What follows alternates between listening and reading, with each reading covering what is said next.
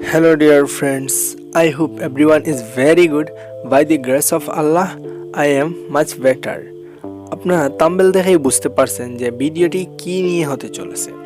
So আপনি বুঝতে পারবেন যে কিভাবে একটি লোগো ক্রিয়েট করা যায় প্রফেশনালভাবে।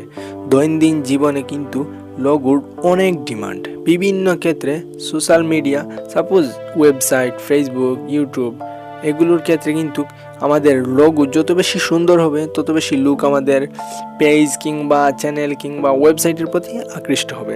তাই আমাদের প্রথমত আমাদের চোখ দিতে হবে আমাদের লোগোর উপর। তাই আপনি কিভাবে প্রফেশনাল লোগো তৈরি করতে পারবেন সেই বিষয় নিয়ে আমি বিস্তারিত ভিডিওতে আলোচনা করব। তাই আপনি যদি মোবাইল দিয়ে লোগো ক্রিয়েট করতে চান অল্প সময়ের মধ্যে প্রফেশনাল লোগো, তাহলে সম্পূর্ণ ভিডিওটি দেখার অনুরোধ রইল।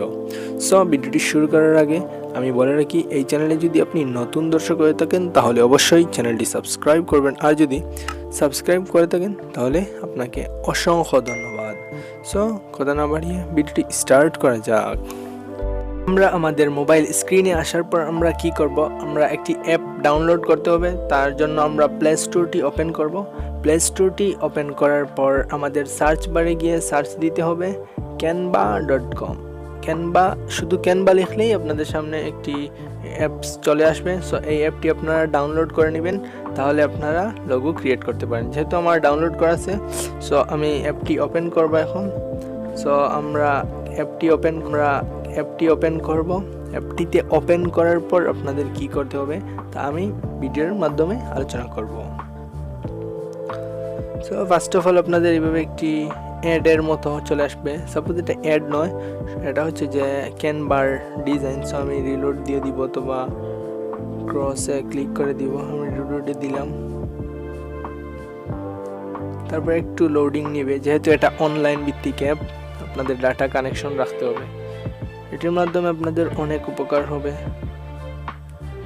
যেমন বিভিন্ন ক্ষেত্রে আপনি থাম্বনেল ডিজাইন, অনেক ধরনের ডিজাইন করতে পারবেন। সো আমি যেহেতু লোগো ক্রিয়েট করব, সেহেতু আমি একটা সাইজ নিয়ে আসি। সাপোজ মনে করেন যে 150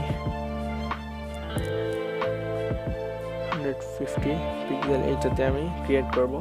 সো আমার কি করতে হবে, এইভাবে আপনারা যখন একটা সাইজ সিলেক্ট করবেন তখন আপনাদের সামনে এইভাবে একটা ইন্টারফেস চলে আসবে। তখন আপনারা কি করবেন, টেমপ্লেটসে যখন ক্লিক করবেন, আমি আবার ব্যাকে গিয়ে আপনাদের দেখিয়ে দিই।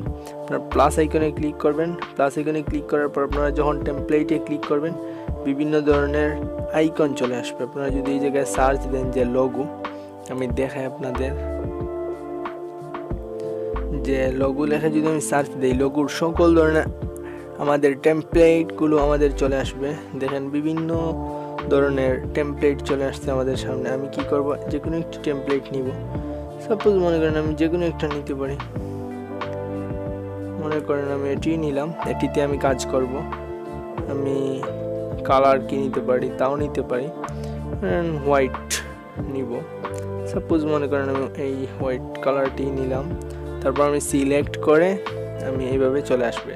সো এখন আমার কি করতে হবে, আমি মনে করেন কিছু অপশন আমি ডিলিট দিয়ে দিলাম। এইভাবে আমি সম্পূর্ণটি ডিলিট দিয়ে দেখাই, আপনারা কীভাবে এইভাবে লিখতে পারবেন। তো আমি একটি আইকন কিভাবে ডাউনলোড করব, আমরা কিভাবে আনবো। সো এইভাবে প্লাস আইকনে ক্লিক করবেন। তারপরে আপনারা এলিমেন্টসে যখন ক্লিক করবেন তখন আপনারা এই জায়গাতে আপনারা সার্চ করবেন logo icons. So logo icons যখন সার্চ করবেন তখন আপনাদের সামনে অনেক ধরনের আইকন চলে আসবে। আমি দেখাই আপনাদের, বিভিন্ন ধরনের লোগো আইকন চলে আসবে। সো আমি মনে করেন যে কোনো একটা আইকন নিব ফ্রি দেখে। সাপোজ আপনারা যে কোনো একটি নিতে পারেন। আমি খুঁজে এইভাবে একটি মনে করেন আমি এই আইকনটি নিব। সো এটি নেওয়ার পর এখন আমি ব্যাকগ্রাউন্ড কিভাবে চেঞ্জ করব, এভাবে ক্লিক করে তারপরে আমি ব্যাকগ্রাউন্ডটি সম্পূর্ণ হোয়াইট করে দিব। সাদা করে দিলাম, সাদাই থাকলো, কিংবা কালো করে দিলাম, ব্ল্যাক, সম্পূর্ণটি ব্ল্যাক হয়ে গেল। তারপর আমি আমার লোগো আইকনে ক্লিক করে আমি লোগো আইকনটি বড় করে দিব। চাইলে আমি এটিকে ছোট বড় করতে পারি। তারপর আমি এটিকে বড় করে রাখলাম, বড় করেই দিয়ে দিলাম। তারপর আমরা প্লাস আইকনে ক্লিক করে আমরা যে কোনো একটি লেখা দিতে পারি, অ্যাড করতে পারি। তাছাড়া আপনারা এই জায়গাতে দেখেন অনেক ধরনের আইকন চলে আসবে। সো আমি টেক্সট কিভাবে অ্যাড করব। সো আমরা টেক্সটে যখন ক্লিক করব তখন আমাদের সামনে এইভাবে একটা ইন্টারফেস চলে আসবে। এখন আমি চাই যে কোনো একটা লেখা, সাপোজ মনে করেন আমি এভাবে একটা টেক্সট নিলাম, তারপরে এডিট অপশনে ক্লিক করে আমি এই জায়গা থেকে সম্পূর্ণ কিছু জাস্ট একটা অক্ষর ইউজ করব এই জায়গাতে। তারপর আমি এটি সিলেক্ট করে দিলাম। তারপর আমি এইভাবে এটিকে আমি বড় ছোট করে নিব। তারপর আপনারা এইভাবে হাত দিয়ে ধরে এভাবে আপনারা করে নিতে পারবেন। সো আমি এটিকে একটু ছোট করে তারপর একটু বাঁকা করে নিয়ে নিলাম, মনে করেন এইভাবে নিয়ে নিলাম।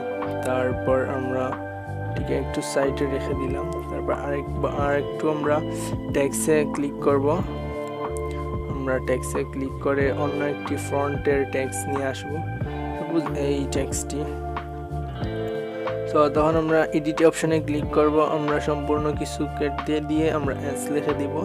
তারপর আমরা ডান করে দিলাম, সাপোজ এইভাবে আমরা ডান করে দিলাম। তারপর আমি এইভাবে এটিকে ছোট বড় করে নিব।